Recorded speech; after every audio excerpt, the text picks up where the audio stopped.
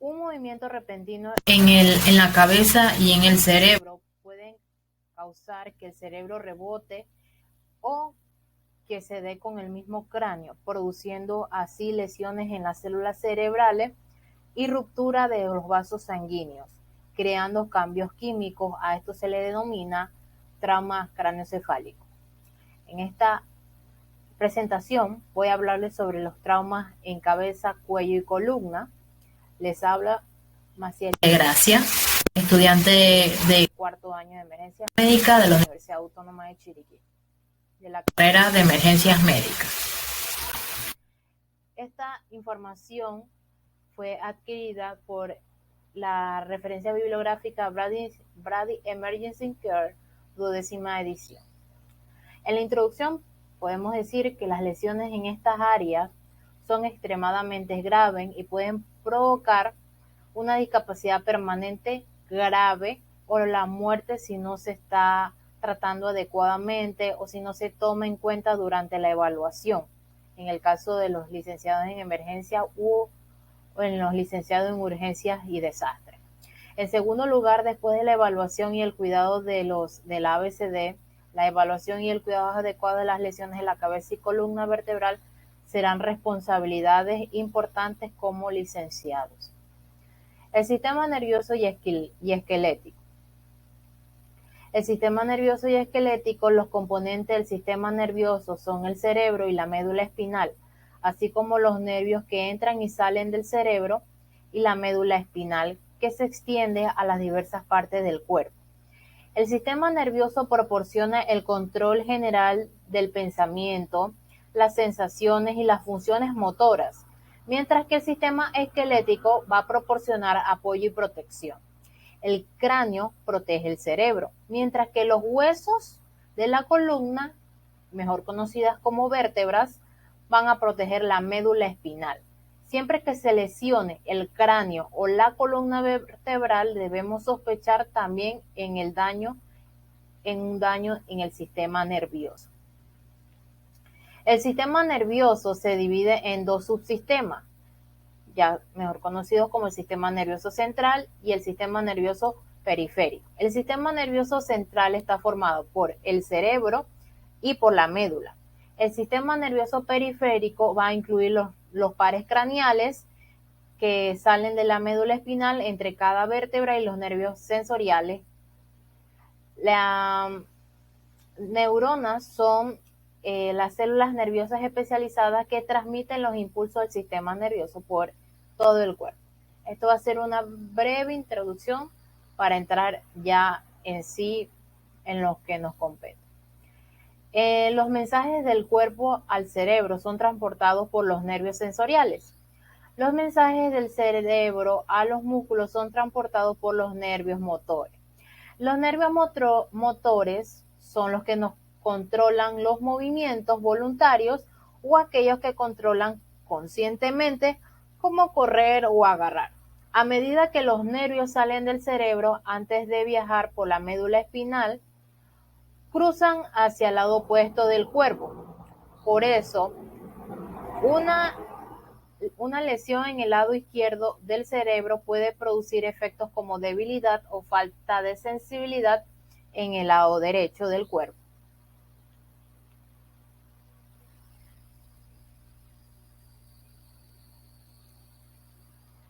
Algunos nervios controlan las funciones involuntarias, aquellas que no controlamos conscientemente, incluidos como los latidos cardíacos, la respiración, el control de los diámetros de los vasos, el control de los músculos redondos del esfínter que cierran la vejiga y el intestino y la digestión. Estos son nervios, son parte del sistema nervioso autónomo. Vamos a hablar una pequeña parte de lo que es la anatomía de la cabeza. Hay 4 huesos de forma irregular que forman la cara, 14 huesos, perdón. Los huesos faciales se fusionan en articulaciones inmóviles excepto la mandíbula, que se une a cada lado del cráneo con un hueso temporal para formar la articulación temporomandibular, a veces también denominada articulación TM. La mandíbula superior está formada por dos huesos fusionados llamados maxilares. Cada uno se conoce como maxilar. El tercio superior o puente de la nariz, que tiene dos huesos nasales, que son estos de aquí. Hay un pómulo a cada lado del cráneo que pueden llamarse hueso malar o cigomático, que es este que tenemos aquí. Los malares y los maxilares forman una porción de las órbitas de los ojos. El cráneo adulto pesa aproximadamente entre 17 libras. Anatomía de la columna vertebral. La columna vertebral está formada por 33 huesos de forma irregular, llamados vértebras, que se asientan una encima de otra para formar la columna vertebral. Cada vértebra tiene una apófisis espinosa, una protuberancia ósea que se puede sentir en el centro de la espalda. Cada vértebra tiene un espacio hueco, como el agujero de una rosquilla. Estos espacios huecos forman un canal que corre a lo largo de la columna vertebral y contiene la médula espinal, que está amortiguada por el líquido cefalorraquídeo. Las vértebras se dividen en 5 áreas. De arriba abajo son 7, tenemos 7 cervicales, 12 torácicas, 5 lumbares, 5 sacros y 4 coccigios. Tanto las vértebras sacras como las coccigias están funcionadas, formando la porción posterior de la pelvis.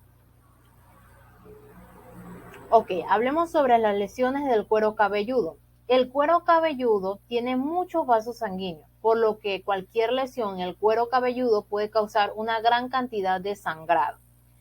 El control del sangrado del cuero cabelludo siempre va a ser presión directa. Sin embargo, tenemos que tener cuidado al aplicar la presión directa cuando exista una posible lesión en el cráneo. No debemos aplicar presión si el sitio de la lesión muestra fragmentos óseos o depresión del hueso, o si el cerebro está expuesto. En su lugar vamos a usar un vendaje de una gasa envuelta, como la que tenemos en la imagen de aquí con el muchacho. Las lesiones en la cabeza. Primero que nada, una nota importante, que siempre que sospechemos de una lesión en el cráneo o en el cerebro, sospechamos siempre de una lesión de columna, que va en conjunto las lesiones cerebrales. Lesiones en la cabeza. Si el cuero cabelludo está lacerado pero el cráneo está intacto, se considera que se trata de un traumatismo craneoencefálico cerrado. Es más seguro suponer que puede haber una lesión abierta en la cabeza debajo de cualquier contusión o laceración del cuero cabelludo. También debe tener en cuenta que una lesión en la cabeza puede estar presente sin una lesión externa. Las lesiones cerebrales se pueden clasificar en directas o en indirectas. Las lesiones cerebrales directas pueden ocurrir en lesiones abiertas en la cabeza, con el cerebro lacerado, perforado o mayugado por los huesos rotos o por objetos extraños. Las lesiones indirectas al cerebro pueden ocurrir con lesiones en la cabeza, cerradas o abiertas. En una lesión indirecta, el impacto en el cráneo se transfiere al cerebro. Las lesiones indirectas al cerebro incluyen conmociones cerebrales y contusiones. Las lesiones cerebrales traumáticas es una lesión que interrumpe el funcionamiento normal del cerebro. Puede ser condición breve, pero por ejemplo una conmoción cerebral a largo plazo va a dar un daño permanente al cerebro. Una conmoción cerebral. La conmoción cerebral puede ser tan leve que el paciente no se va a dar cuenta de la lesión. Cuando una persona se golpea la cabeza en una caída o es golpeada por un objeto contundente, una cierta cantidad de fuerza se transfiere a través del cráneo. Por lo general no va a haber daño detectable en el cerebro y el paciente puede o no perder el conocimiento. La mayoría de los pacientes con una conmoción cerebral se sentirán un poco aturdidos, entre comillas, después de recibir un golpe en la cabeza, y también es común el dolor de cabeza. Si hay una pérdida de la conciencia, por lo general dura poco tiempo y no tiende a repetirse. Un cerebro mayugado, seguimos con las contusiones cerebrales, ahora vamos a hablar sobre la contusión cerebral. Las contusiones cerebrales, un cerebro mayugado o contusión cerebral puede ocurrir con lesiones cerradas en la cabeza. Cuando la fuerza del golpe es lo suficientemente grande como para romper los vasos sanguíneos o adentro del cerebro, una contusión a menudo es causada por una colisión o un golpe que hace que el cerebro golpee en el interior con el cráneo, va a rebotar en el lado opuesto y luego de rebotar va a golpear primero del lado del cráneo nuevamente. Va a empezar de nuevo donde golpeó primero el cráneo. Cuando el hematoma del cerebro ocurre en el lado del golpe, se llama lesión por golpe. Cuando se produce en el lado opuesto al golpe, se va a denominar lesión por contragolpe. El hematoma cerebral. Un hematoma cerebral es una acumulación de sangre dentro de un tejido. Un hematoma dentro del cráneo recibe su nombre según su ubicación, que puede estar dentro o fuera de la dura madre, que está cubierta de la parte externa protectora del cerebro o dentro del cerebro mismo. Un hematoma subdural es una acumulación de sangre entre el cerebro y la dura madre. Un hematoma epidural es sangre entre la dura madre y el cráneo. Un hematoma intracerebral, ocurre cuando la sangre se acumula dentro del cerebro. La presión intracraneal. Cuando se desarrolla un hematoma, la presión aumenta dentro del cráneo. Esto se le va a conocer como aumento de la presión intracraneal. Como lo que anteriormente había explicado, que el cerebro va a golpear con el cráneo, esto se le va a conocer como presión intracraneal. El tiempo que tarda en desarrollarse los síntomas a partir del aumento de la presión intracraneal va a depender de la tasa de sangrado en el cráneo y de la ubicación del sangrado. Un pequeño hematoma subdural obtenido en un asalto o en una caída puede tardar de 2 horas hasta 2 días antes de que se desarrollen los síntomas más graves, mientras que una hemorragia epidural intensa puede desarrollarse casi instantáneamente y mostrar síntomas.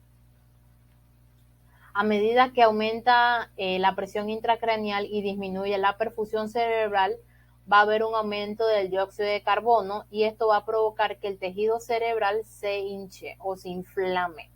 Esta hinchazón va a empeorar con la presión intracraneal y va a crear un círculo vicioso en el cuerpo, aumentando la presión arterial en un intento de perfundir el cerebro mientras se acumula el dióxido de carbono y aumenta la hinchazón. A medida que el hematoma continúa creciendo, la hinchazón va a empeorar y el cerebro es empujado hacia abajo, hacia el agujero magno o el foramen magnum, comprimiendo así el tronco encefálico. El tronco encefálico va a regular nuestras funciones más vitales, incluida la respiración, la frecuencia cardíaca y la presión arterial. A medida que se comprime esta área, además de un estado mental alterado, es posible que vea pupilas dilatadas, una reacción pupilar lenta, patrones de respiraciones anormales, aumento de la presión arterial sistólica y disminución del pulso. Un paciente que presenta un hematoma epidural o subdural, recordando que existen variables con el tamaño y localización del sangrado, así como lesiones concurrentes, puede presentar en la siguiente secuencia. El paciente puede caer y golpearse la cabeza. Él parece estar bien al principio.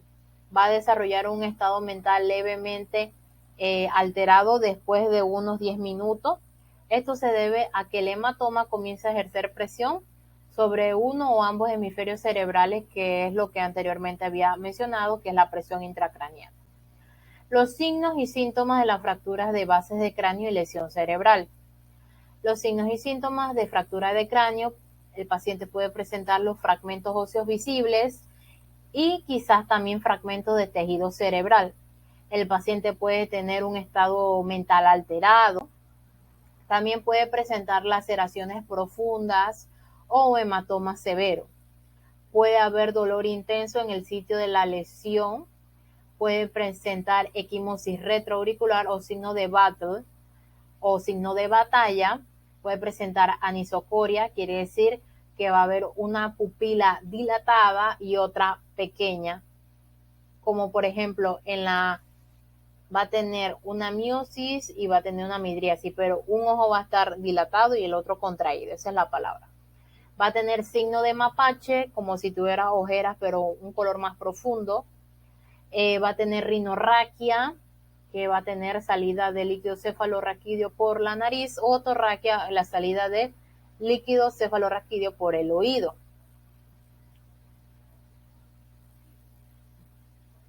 En otros síntomas también va a presentar otorragia, sangrado por la nariz, por el oído, rinorragia, sangrado por la nariz.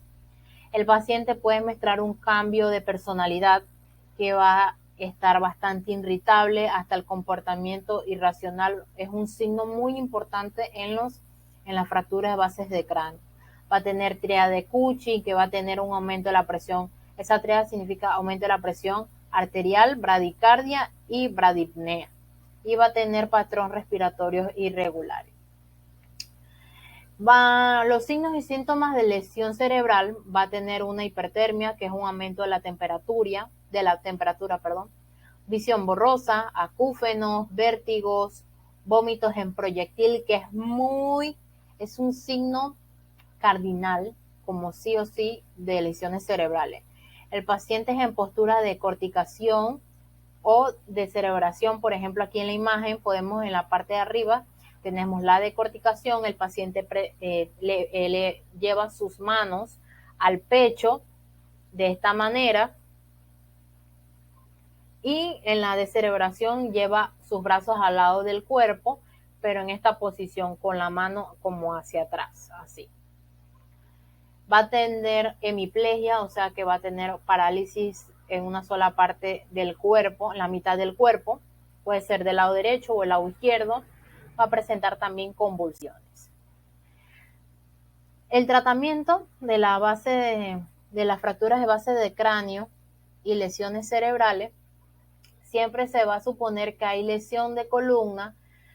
Va a estabilizarse la cabeza, contracción mandibular para abrir las vías respiratorias. Vamos a colocar un collarín cervical. Vamos a inmovilizar la columna. Vamos a administrar oxígeno de alta concentración con una máscara de reservorio sin reinhalación. En el tratamiento también podemos ver que algunos técnicos de emergencias médicas son instruidos en Estados Unidos. Son instruidos para ventilar con oxígeno suplementario de 20 ventilaciones por minuto. Esta ligera hiperventilación va a ayudar a reducir la inflamación del tejido cerebral, a reducir el dióxido de carbono, va a aumentar el oxígeno. Pero demasiada ventilación puede disminuir el flujo de sangre al cerebro. Y vamos a tener un control del sangrado si existe, ¿verdad? También vamos a hablar al paciente para que el paciente esté alerta. Vamos a estimular al paciente, ya sea verbal o por contacto o por dolor. Si responde a estímulos dolorosos, en tal caso que no responda verbal, hacemos estímulos dolorosos. No vamos a retirar ningún objeto ni fragmento de hueso en la cabeza. Todo se inmoviliza. Vamos a manejar el paciente en caso que esté en shock. Tenemos que estar siempre preparados en este tipo de paciente para lo que sea. Y primero que nada, si tiene reflejo nauseoso, se debe transportar al paciente con prontitud. Y tenemos que vigilar los signos vitales, y se recomienda cada 5 minutos de camino al hospital tomarle los signos vitales. Las lesiones craneales con objetos empalados. Si no hay un objeto empalado en el cráneo, si hay un objeto, no lo sacamos, no se saca. Vamos a estabilizar ese objeto con apósito. Si el objeto es largo, colocar almohadillas alrededor del objeto en ambos lados. El corte de la herramienta se debe hacer con una herramienta que no haga que el objeto se mueva o que vibre. Ahora vamos a hablar de la escala de Glasgow, que es muy conocida. La escala de Glasgow, vamos a tener tres cosas vamos a evaluar: la apertura ocular, la apertura, la respuesta verbal, la respuesta ocular, la respuesta verbal y la respuesta motora. Y va a ser 15 puntos. Entonces, en la escala de Glasgow, en la parte ocular, en el punto 4 tenemos que está espontáneo. En el 3, si no está espontáneo, puede responder órdenes. Usted le va a preguntar, señor, ¿cómo se llama? Algo, respuestas simples, pero que el paciente por lo menos responda. Si en tal caso no te va a responder a la parte verbal, hablada, responde al dolor, que puede ser aquí en una uña o el muy común aquí en el tórax. Y paciente no responde, un punto. En la respuesta verbal, el paciente va a estar orientado y conversando, el paciente le va a hablar todo lo que pasó. El paciente ese va a tener 5 puntos. 4 puntos, el paciente está desorientado, pero está hablando. En la 3, el paciente dice palabras inapropiadas. Y en el 2, presenta palabras incomprensibles o sonidos entre palabras. Y en la última no hay ninguna respuesta, también un punto. La verbal se evalúa de 5 a 1. En la motora vamos a tener el paciente, se va a evaluar de 6 a 1. En la 6 vamos a tener obedece órdenes. El 5 localiza el dolor. El número 4 va a retirar el dolor y flexiona. En el 3 va a flexionar al dolor. Y en el 2 va a tener extensión al dolor, o sea, retirado el dolor. Y en el número 1 no hay respuesta. Las lesiones en columnas, en las lesiones en la columna vertebral deben considerarse siempre que haya un traumatismo grave en cualquier parte del cuerpo. Las lesiones de la columna pueden estar asociadas con lesiones en la cabeza, en el cuello, en la espalda y también con lesiones en el pecho, en el abdomen y en la pelvis. Incluso las lesiones en las extremidades superiores e inferiores pueden ser causadas por fuerzas lo que suficientemente intensas como para producir lesiones en la columna. Las lesiones en la columna vertebral van a incluir fracturas con o sin desplazamiento óseo, dislocaciones, distensiones musculares y lesiones del disco, incluida la compresión. La columna vertebral puede lesionarse sin dañar la médula espinal o los nervios espinales. Sin embargo, cuando ocurre una fractura desplazada o dislocaciones, la médula y el disco y los nervios espinales pueden lesionarse gravemente. El mecanismo de lesión de la columna, cualquier traumatismo cerrado por encima de la clavícula puede dañar la columna. La columna se lesiona con mayor frecuencia por compresión o flexión, extensión o rotación excesiva por caídas, lesiones o por clavados y colisiones con vehículos motorizados, que es muy común. Las lesiones de columna vertebral en los trabajadores de emergencia, los que trabajan en ambulancia, a menudo son el resultado de no seguir las técnicas de levantamiento adecuado de las camillas, lo que va a provocar una flexión lateral o lesiones en los discos. Las lesiones en el cuello, las colisiones de los vehículos de motor producen lesiones por latigazos cervicales violentas debido a la velocidad y a la desaceleración repentina del vehículo. Cuando un vehículo golpea a otro vehículo o a un objeto fijo de frente, el cuello puede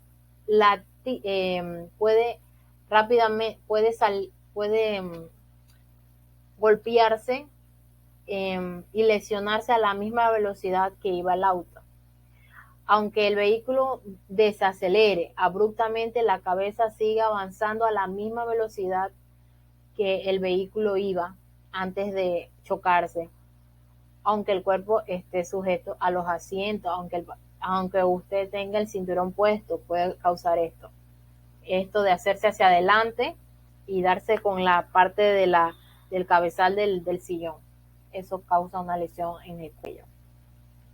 Este movimiento del cuello puede exceder el rango normal del movimiento. Va a ser una superextensión, una superflexión. Vamos a suponer que cualquier caída 3 veces a la altura de o sea, de la altura nuestra o con fuerza suficiente para causar, va a causar fracturas abiertas en los tobillos, también se acompañará de una lesión en la columna. Cuando un juego implica el contacto de un jugador o una caída o la caída, debe permanecer alerta ante una lesión en la columna, muy común el fútbol.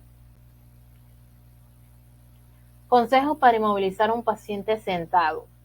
En situaciones de alta prioridad, cuando hay suficiente tiempo para aplicar una tabla corta o una tabla espinal o un chaleco de extracción, que aquí en Panamá no se utiliza o no hay, creo que no hay, o si el paciente debe moverse rápidamente debido a los peligros de la escena, o para, en el caso de eso, por ejemplo, un tanque inflamable que esté botando combustible en la carretera.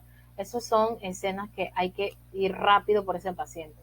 O para permitir el acceso a otros pacientes con lesiones potencialmente más graves. Por ejemplo, en accidentes automovilísticos, siempre va a haber un paciente más grave que otro. En ese caso se aplica lo antes mencionado. El paciente debe estar inmovilizado manualmente mientras lo mueven sobre el tablero espinal o tabla rígida. La técnica de extricación normal: uno va a estabilizar manualmente la cabeza y el cuello del paciente durante la evaluación primaria. Primero hay que saber si tiene lesión de traumatismo craneoencefálico. Supongamos que tiene una lesión a nivel de la cabeza, no se puede hacer elevación frente al mentón, es mejor hacer una extracción mandibular. La segunda es, después de examinar la cabeza y el cuello en la evaluación rápida de traumatismo, se aplica un collarín rígido. Es muy importante estabilizar la columna con el cuello. Luego vamos a asegurar que el paciente esté en nuestra tabla rígida o en lo que en realidad, o incluso hay personas que solamente usan la tabla rígida y la araña para, por ejemplo, sacar un paciente rápido, en ese caso. Pero si el paciente no está tan grave, es mejor seguir todos los pasos. Los dispositivos comerciales de extricación, vamos a tener el KET, que él es el Kendrick Extrication Device, el Backboard, vamos a tener el Halfback Extrication Vertical Lift Harness. Estos son muy comunes en Estados Unidos. El Halfback Splint, ese también se ve mucho en Estados Unidos. Pero aquí, el KET, es también igual que la tabla rígida, de esa tenemos aquí en Panamá. Consejo para aplicar una tabla espinal. Debe hacer rodar al paciente para aplicar el tablero largo. Este procedimiento debe realizarse con cuidado, manteniendo la columna del paciente alineada. Vamos a evaluar rápidamente la parte posterior del cuerpo antes de rodar al paciente sobre la tabla. Ese es el paso 1. Paso 2, se puede proporcionar inmovilización adicional por la cabeza y el cuello con cojines ligeros, pero también los mejores conocidos, los bloques, que es un dispositivo muy comercial. Si el caso es una mujer embarazada, vamos a inmovilizarla en la camilla. Luego de inclinar la tabla hacia la izquierda, provocando el lado derecho para minimizar el efecto del útero comprimido de la vena cava y causando impotencia y mareo, como lo que está en esta imagen aquí. Así se inmoviliza una paciente embarazada. Indicaciones para dejar el casco puesto. El casco se ajusta cómodamente, permitiendo poco a poco ningún movimiento de la cabeza del paciente dentro del casco. Cuando no hay absolutamente ningún problema que impide la respiración, también la extricación va a causar más lesiones. La inmovilización espinal adecuada se puede realizar con el casco colocado. No hay interferencia con la capacidad del técnico de emergencias médicas para evaluar la vía respiratoria o la respiración en sí. Indicaciones para quitar el casco. El casco interfiere con la capacidad del técnico para evaluar y controlar las vías respiratorias y la respiración. el casco está mal ajustado, como el señor acá abajo, lo que permite un movimiento excesivo de la cabeza. Aquí en la parte lateral, en la parte derecha podemos ver cómo se debe colocar se debe quitar el casco. Esto se debe hacer en dos personas, no se puede hacer una sola persona porque va a lesionar más el paciente. Uno inmoviliza el cuello haciendo estricación mandibular y el otro va a retirar en forma de hacer así, hacia adelante y hacia atrás, suavemente, sin prisa, suavemente, mientras otro inmoviliza el cuello. Lo importante es inmovilizar el cuello. También el casco interfiere con la inmovilización y en el caso que es muy común, cuando el paciente está en paro, hay que retirarlo para poder abrir la vía aérea. Aunque la inmovilización de la columna causa dolor e incomodidad en algunos pacientes, esta preocupación es insignificante en comparación con las devastadoras consecuencias de por vida de no inmovilizar una columna lesionada.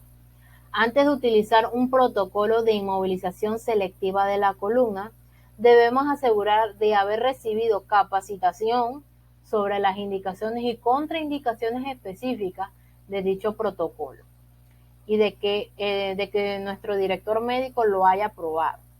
En caso de duda, siempre inmovilicemos. Gracias por escucharme o verme.